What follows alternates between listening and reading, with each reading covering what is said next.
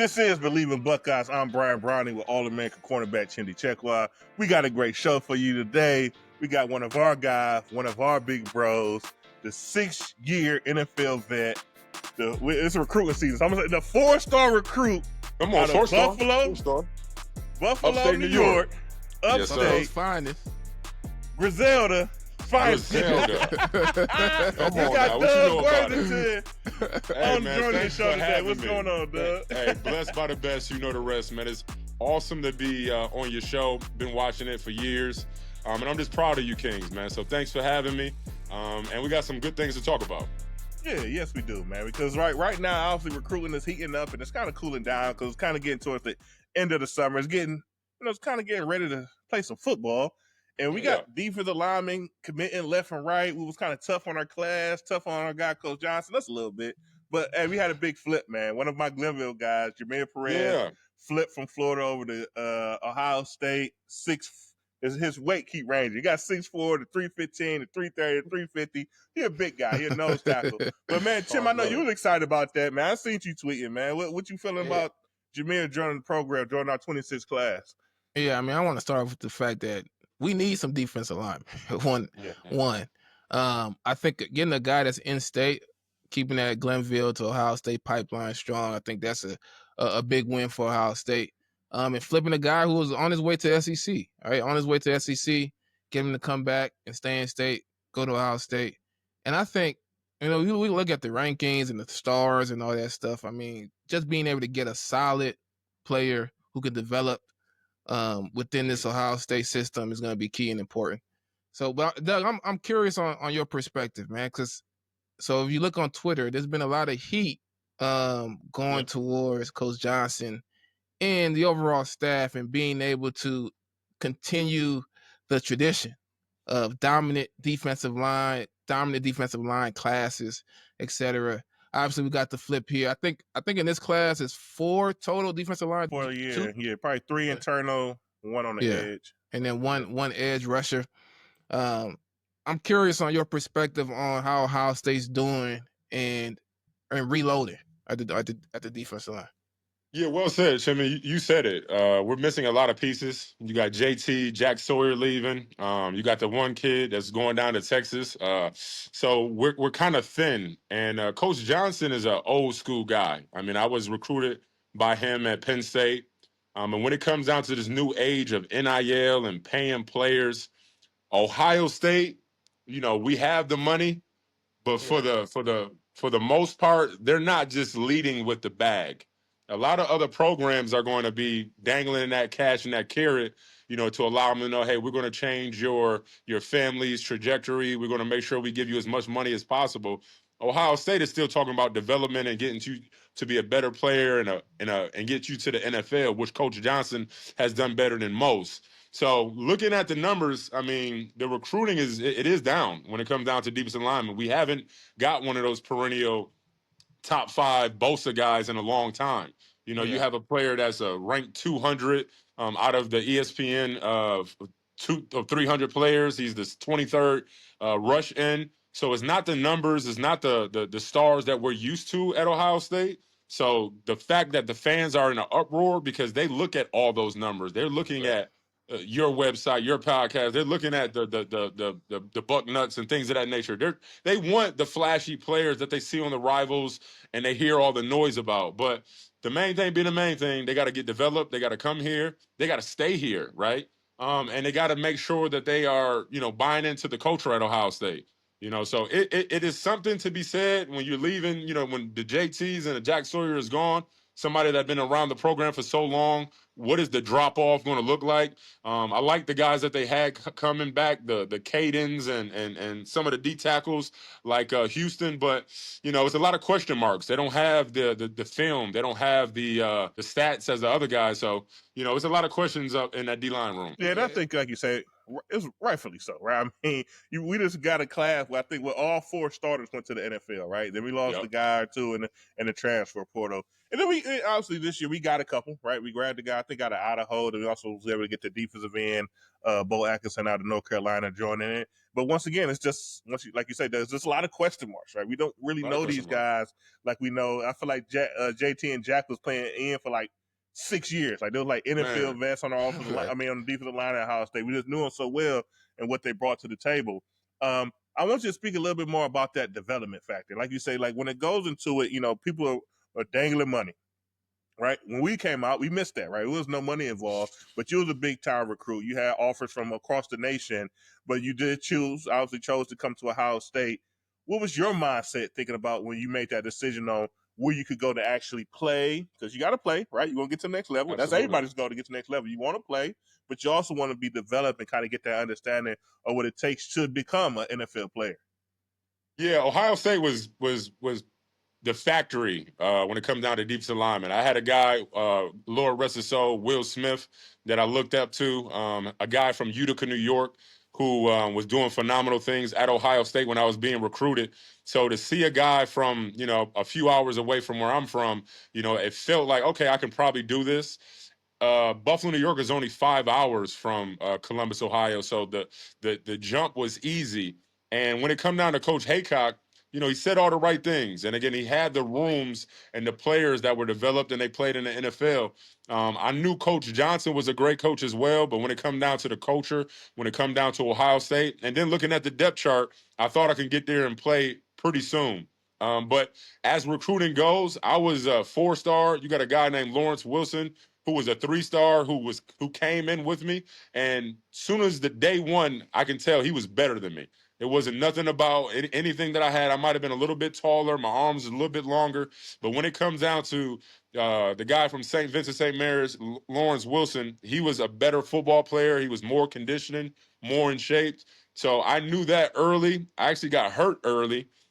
I tore my ACL my first year, so I had a lot of growing and developing to do. I didn't have the transfer portal. I didn't have an opportunity to get healthy and to get out of there, seeing that, you had guys coming back in the Jay Richardsons and the Dave Pattersons, that you had guys in my position that was already better than me. So there was a lot of things as a freshman who was injured that had running through his mind. I did not know if Ohio State was going to pan out for me really, really early. But, to not have any of those choices, to not be able to just jump and leave, because back in our days, if you left, you had to sit out a year. If you left in the conference, you had to sit out 2 years. So it wasn't really anything for me to think about besides, let me get my leg better. And then the opportunities came. As you guys know, in football, it's not about if you get hurt, but when you get hurt and how fast you get back. So Lawrence Wilson got hurt, Jay Richardson left, and my third year being my redshirt sophomore year, I became a starter. So it's one of those things where the development is key, to be able to appreciate hard work, staying there, and not having all those options. I was kind of like had blinders on and had to focus where I was at. I didn't have no opportunities to go anywhere else, and that was kind of a good thing. But now the guys got a plethora of opportunities, money, and people, and agents calling and telling you this was happening in this school, this is happening in this school. So I don't even know what it is like. You mentioned a guy from North Carolina coming up here. I don't even read into that. I don't even, I'm like, recruits. I'm forgetting like we're getting kids from the transfer portal. I was really excited for the tight end coming from Purdue, but football in itself, college football at that, has changed so much in these last 3 seasons, right. And it is continuing to change. And the NIL and this recruiting is just going to be always just something that we just gotta keep learning and remixing and kind of just playing it by ear. Yeah, it's interesting. You mentioned Will Smith, rest in peace. His son is at Ohio State, and he's on the defensive line. That's a guy that we hope, is able to develop into a key player that can contribute a lot on that defensive line. It's the thing to me is on the D line, it's a premium, right? You need just to compete. You need guys up front. The game is over if you don't got the guys up front. Absolutely. Right. I remember we go play a team like Troy State, right? And I watch their receivers. I'm like, dang, these receivers, they're smaller guys, but man, they're good. They're right. Competitive, but they don't got no offensive line. We get into the game, these guys running all their routes. You you go against Ohio State, it's your opportunity to put something on film. Guys running all their routes and I would just tell the receiver, like, bro, you're not getting the ball. You don't got no time. You ain't got that much time. You don't got the time to get the ball. This 2 seconds at my best. eyes in the backfield all day today, all day, because it doesn't matter what you do. I'm trying to get a pick. But, the challenge here, I think, is the money. You mentioned the money dangling in front of the players. You go across college football and everybody's trying to compete at that high level.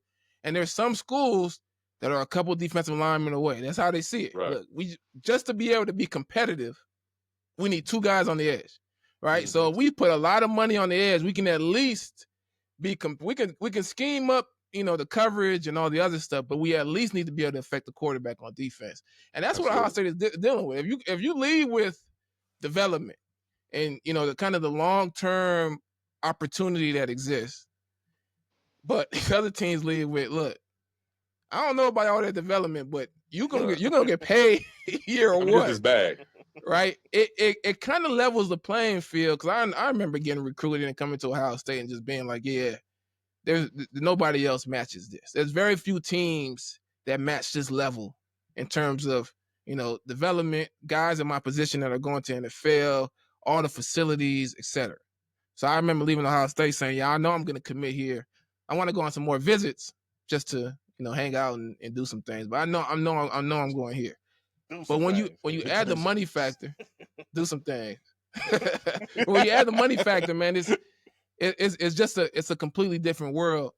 And then the transfer portal, it seems like there's very few high level defensive linemen that actually enter the transfer portal. And when they do enter, the money is way bigger, right? The money is way bigger.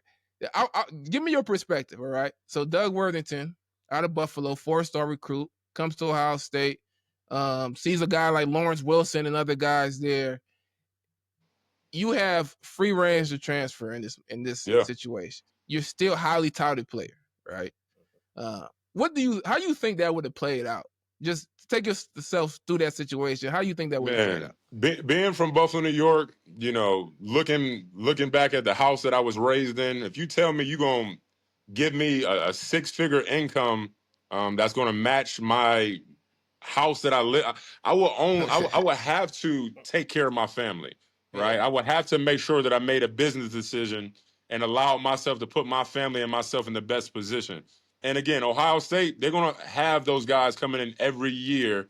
And as we talked about development, but if another school, might understand that, hey, I might not be able to compete all day with Ohio State, but if I can get a couple players and pick a couple players, then I could be just a little bit better. They understand the pedigree. They understand how we practice. So not only do they understand that you are a great high school talent, but they understand you was in a year of some great professional development. And you are going to be able to bring some culture that we didn't have before. So for me, being a guy who knew that I was not the best defensive lineman in my class, who got injured, and coming from Buffalo, New York, I would have to figure out what the portal look. I would have to give myself an opportunity to be able to see what my value is. And with that being said, I know a lot of the players that even stay, they still get evaluated. They still get people tugging at their coat string because that money is out there. Just like our wide receiver, number 17, who got $1 million offer to leave, as soon as the season was over. They told him, like, hey, you still going to be behind Jeremiah Smith. Won't you come over here and be our number 1? And he understands what Bryant Hartline has been producing and what the main thing is, and that money is not going to be able to be equivalent to the development in that 1 year next to Jeremiah Smith and the other weapons. But you have to look. You have to check it out. You have to make sure you keep those coaches accountable, and you got to see what your market is. I remember at the end of our 3 or 4 years, you used to get NFL grades. They used to be able to tell you, like, if you left this year as a junior or a redshirt sophomore, you'll be a free agent. My junior year, my redshirt junior year, I would have been a 7th rounder. And then I got a grade as high as being a 4th or 5th rounder, and then I still went to 7th round. So all those grades don't matter. Even getting a bunch of money, a bunch of bags, you still got to play. You still got to put out a product. But that money is very enticing, and we're seeing players get plucked and teams just lose people that were, supposed to be there for years. So it's different. It's a different game. Yeah, it's definitely different. But I just had to say this. I'm glad the rules was different back then because you stayed, right? Yeah. And you able to, be a Big Ten champion, all the great things we accomplished. Iron sharpened iron. I mean, how many times, man, you battled it out in practice, right? All the time, right? And we used to battle out in the weight room, right? We always were partners in the weight room. Me and Doug used to be getting in there doing the yelling and pushing each other to be better. Absolutely. And yeah, but that's funny though. But that's the reality of it. It's almost like a year-to-year thing now when you're looking at college sports and your team, not just, hey, this year was good. Next year we'll see, right? Because you got guys going to the NFL, you got guys getting into the portal. You're competing with the portal, trying to get guys to replace other guys and things in places where you think you're weak. Maybe you do it, maybe you don't. So it's just like you say, just college football is just in a completely different standpoint now, man. But show me the money. Show me the money. Show me the money, right? And speaking of that, I got one of our guys, he got a deal, right? It kind of came out this week that Jeremiah Smith, he's officially signed with Adidas. I didn't hear any numbers, but you signed Jeremiah Smith. It's a pretty solid deal, man. So that part. Big ups to him. But I want to talk about him at the Big Ten media. Right? He went to the Big Ten media weekend. I think that was last weekend or so. And usually it's funny. Like they usually don't take underclassmen, but it's Jeremiah Smith, right? He has to be there. Right. And he kind of started making some comments, like, right, he don't like losing. He started talking about the team up north in the Michigan game, how he's not losing that game over. And he was realistic over my next 2 years because he's realistic. And I'll probably be done in 3, but I got 2 more shots against them. We're not losing that game. How did that make you feel, Doug? Obviously, you went. Yeah, you undefeated against Michigan as well, 5-0, just like us here. How does that make you feel, man? We got to get that game right? Listen, so guarantees. Obviously, to appreciate that game is on the front of their mind in the beginning of the season. They understand that they were obviously the national champs. I went to 2 national championships, lost them both, but I can always hold my head high, and it's been a little bit higher these days because I have to from start tearing up and nose bleeding. But the fact that we've lost the last 4 years, and then the year before being COVID, where we had a superior team, they ducked us. So it's been 5 years, over 1,500 days type stuff that we have not been able to say that we beat the team up north. So my hat's off to Jeremiah Smith to be able to have that courage to put some bulletin board material on Front Street and saying like, hey, my next 2 years, because I'm not playing more than that. We all know that, barring any injury, God bless the king. But I am going to make sure that we win the next 2, and we need it. Buckeye Nation, we're so happy to be national champions, but it is a little bit different when you don't win that game up north. It feels like a little asterisk because it has never happened before where you don't win that game and you actually are even able to compete for a national championship. So the main thing being the main thing, we want to win the Big Ten. I was 2 co-champions, but 5 Big Ten champions, 5 gold pants. It was the standard when we went to Ohio State. Jim Tressel, his first initial speech, he told them it's 240 days till we go and face the guys up north, and the entire arena knew that he knew what was going on, and he stood on business. So for Jeremiah Smith to write that check, and how much money he just got, he got to cash it. We got to cash it. We need that money back.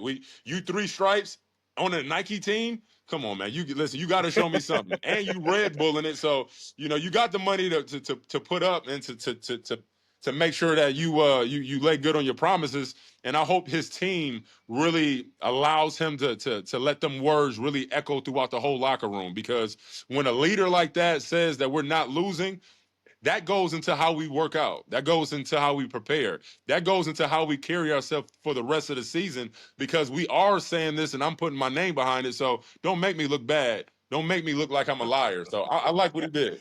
I'm a fan. That's the key thing right there. You were a captain, right? I'm talking to two Buckeye captains. When a leader or somebody who is, when he steps on the football field, is likely the best player on the field. If he's not number 1, he's top 2. I'm taking him every time. When he goes out there and says like, we're not losing again. I prefer that. Typically I'm a guy that says, let your play do the talking. Right. But if you're the best player on the field, when you say it, that means you have to go out there and perform. If he performs, right, and the coach has the confidence in him and they feed him the ball, I mean, they should win the game. And when we look at the last game, what was the biggest criticism? Like, get that guy the ball. Right? Playing their ball. Throw the ball. Yeah. I don't care if they got a double team on them. I've double teamed Calvin Johnson before. Guess what they did? They threw him the ball. Right? So at the end of the day, when you have that type of guy, and he's not a person who says a lot, but he has a level of confidence, and I like it, man. At this point, you lose 4 in a row. I mean, there's not much you can do to mess things up outside of just going in there and playing loose and being confident. So I like that he was the one who said it. Now, there's some people that you're like, come on, man, let's be quiet. You might not play. What you talking? But Jared, again, you hit on it. I think it was a brilliant. The fact that I didn't even think about it, but the fact that as a sophomore you're going down to the Big Ten Media Day, and you're being vocal about who your team is. The fact that Julian Sand coming in there, he's not the #1 quarterback yet, but even hearing Jeremiah Smith talk about how impressive he was and how he's becoming a leader and he's getting more vocal.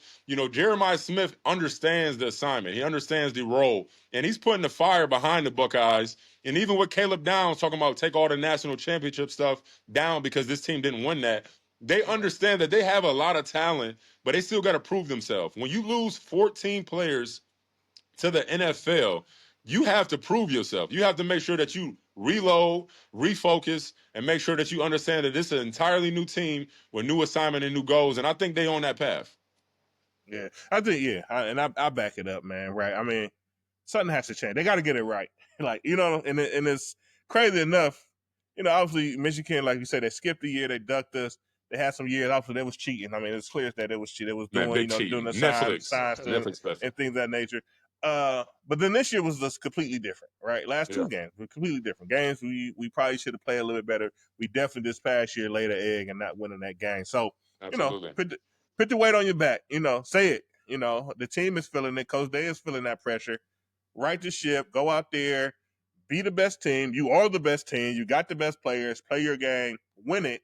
Celebrate and go on to the the playoffs and kind of take it from there, man. So, big ups to the young man, Jeremiah Smith, man. But one more thing we want to kind of hit on is that we kind of had an article we kind of spoke about before, around NIL and this evaluation and how, ever since the ruling come out, it's a certain amount of dollars now that the team is rev sharing with the players. I think it's, 20-some million, some dollars they're now paying, and Ohio State say, this portion is going to go to strictly to scholarship. This portion, we're going to give these guys a little bit more because they do assist with some revenue. But with that, we kind of still trying to figure out how all of this is going to work, right? We had an offensive lineman that we was interested in, 5-star guy, this past week, Felix Ojo. He committed to Texas Tech, and his agent started blasting it everywhere. He's for 3 years, he signed a $5.1 million deal, and why is he obviously?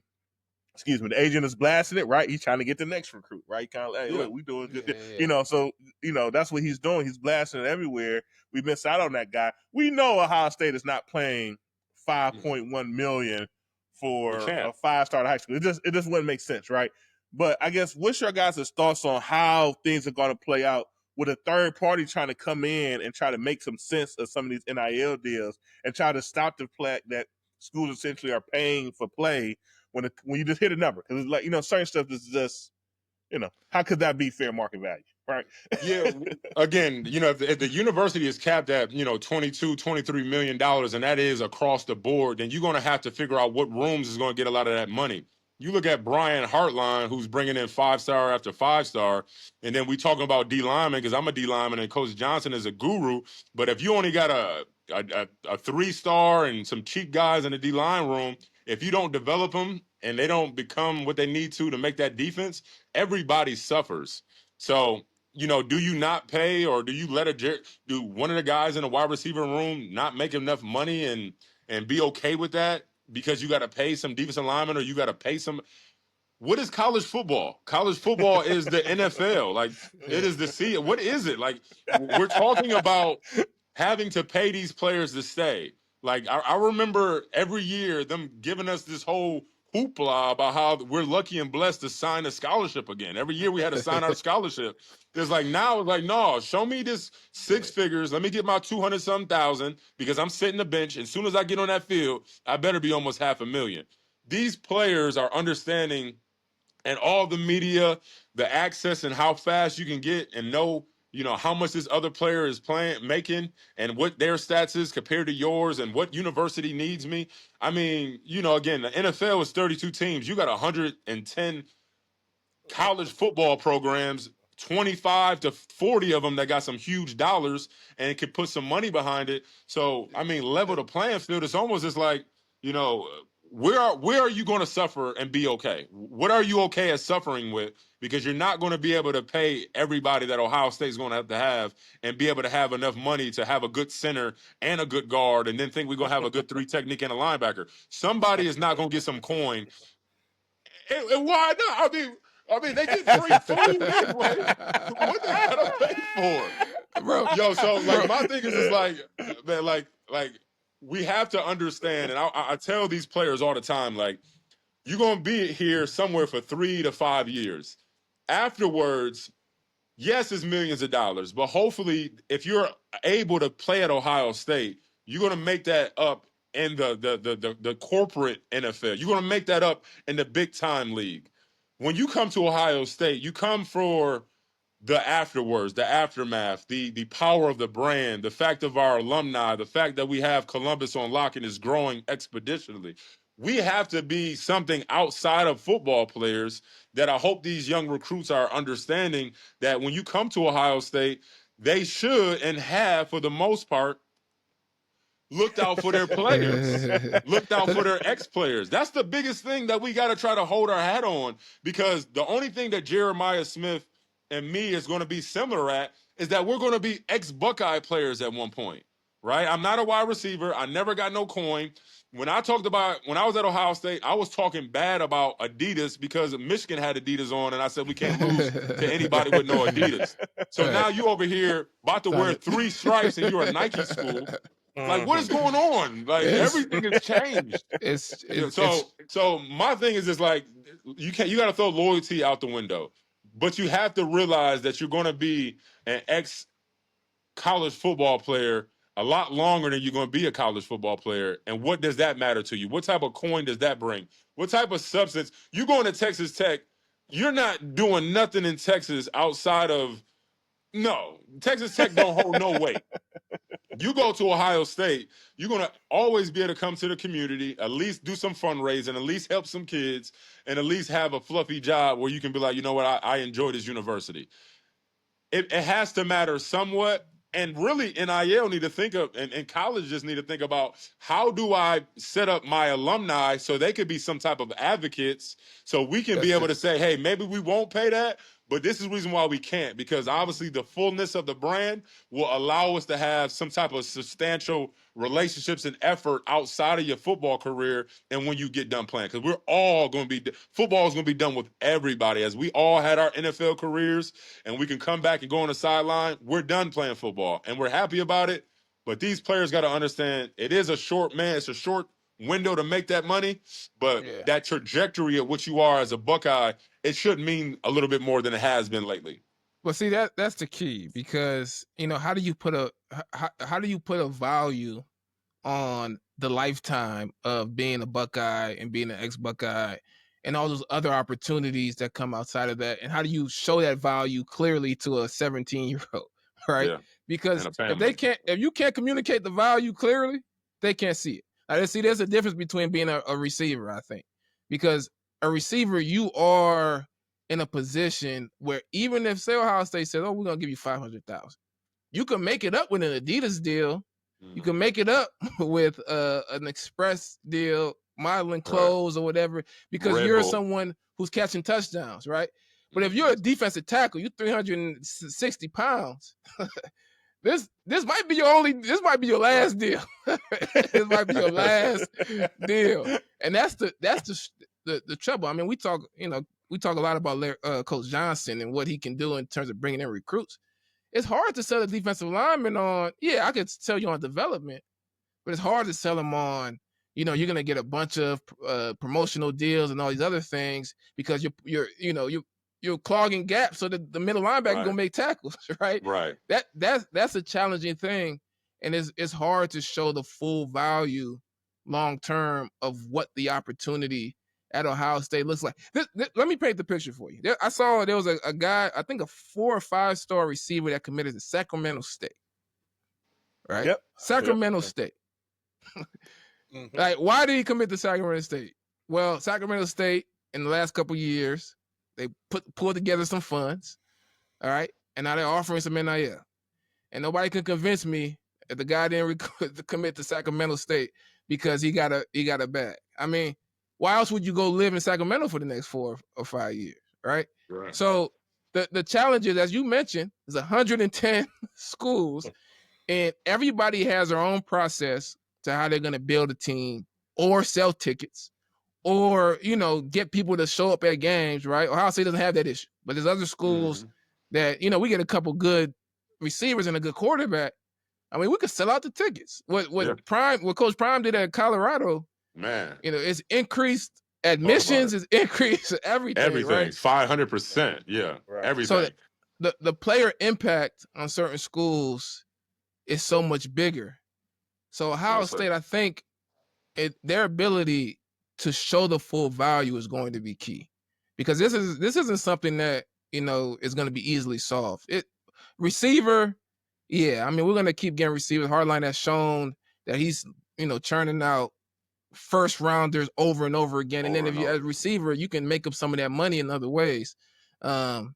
In corner, we've been successful in the defensive backfield. Coach James Laurinaitis has been pretty good in bringing in linebackers as well. But I think it's going to be an ongoing challenge for some of those positions, like offensive line and defensive line, where a school like Texas Tech can throw $5 million at a player who's not yet developed yet, who may not play for a couple years. I mean, what's your thoughts on that, B? How soon does the $5 million man get on the field and produce for the team? He has to play right away. Right? Right. You say $5 million, like, it's most likely, and it's obviously we don't know everybody's numbers, right? But he got to be, like, if not the highest paid player, one of the highest paid players, like, on the team, man. Obviously, I mean, offensive line is one position that you just have to develop it, man. Like, you just cannot just flip the switch and, like, oh, I'm used to playing against defensive ends that are 6 foot tall, 200 pounds, to playing against a Doug Worthington who's 6'4", 285, 20% body fat. It's a big difference. 6'6". I'm sorry, man. I'm bad. And with a 7 foot wingspan. Let me just keep hyping you up, right?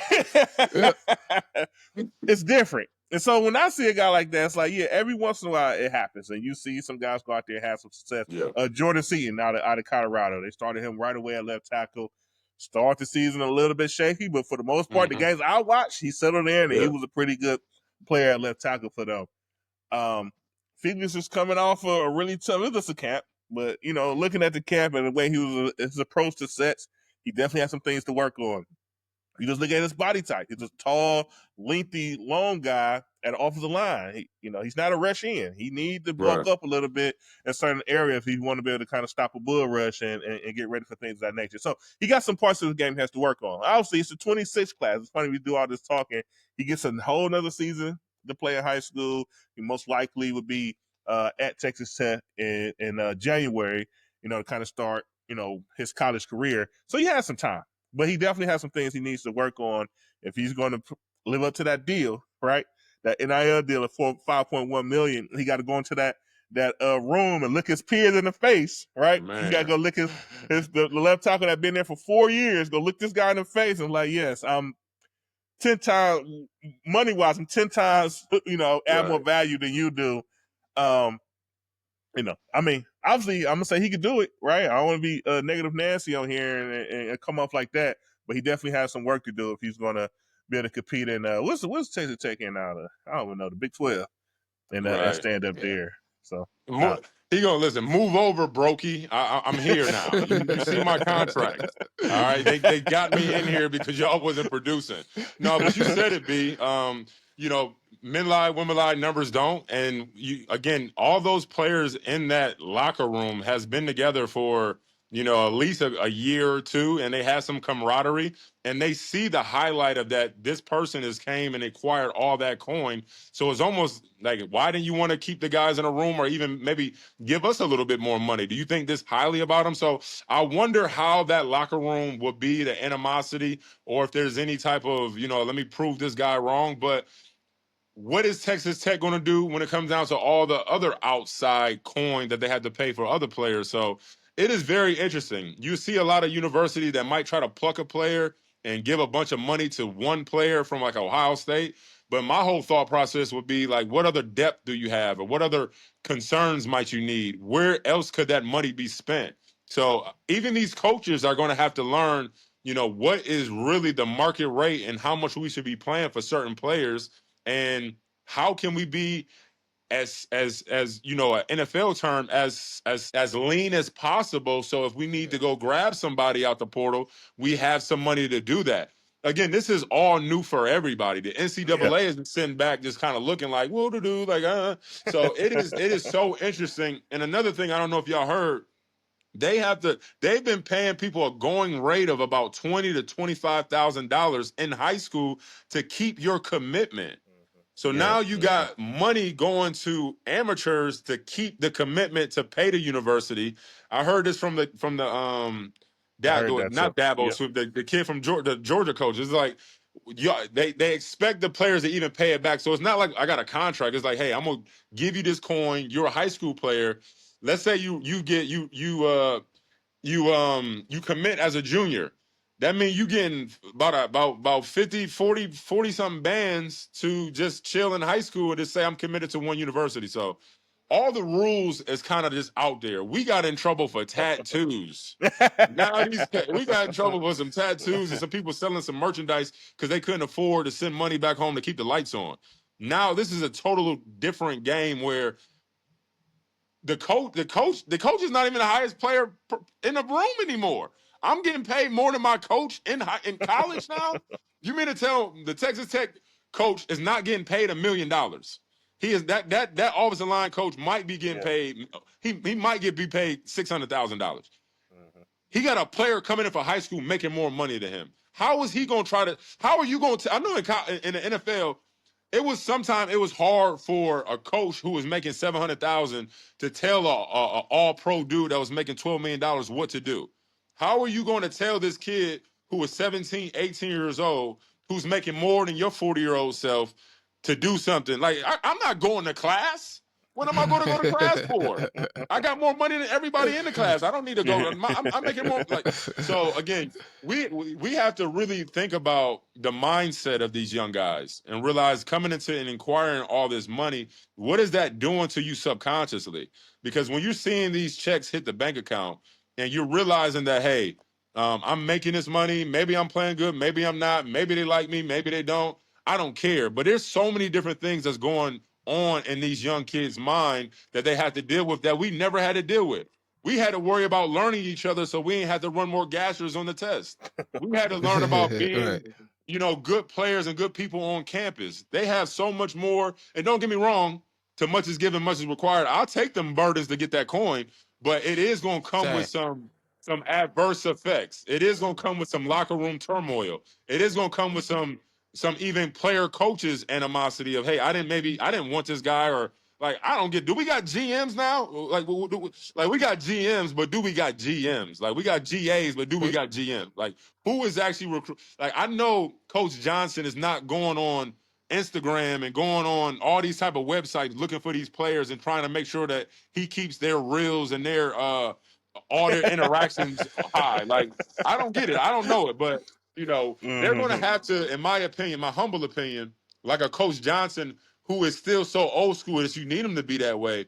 They're going to have some guys in there that get like that younger vibe and understand what these players want.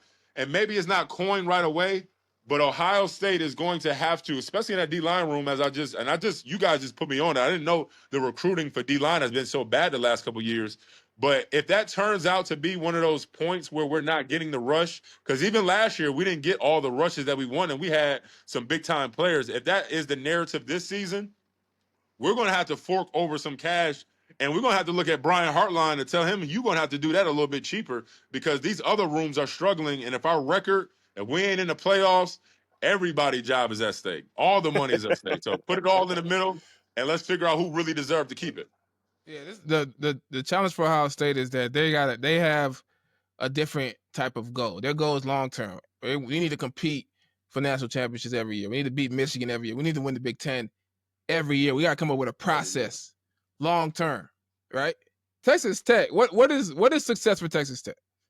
If we compete for a Big 12 championship once every 5 years, right? Yep.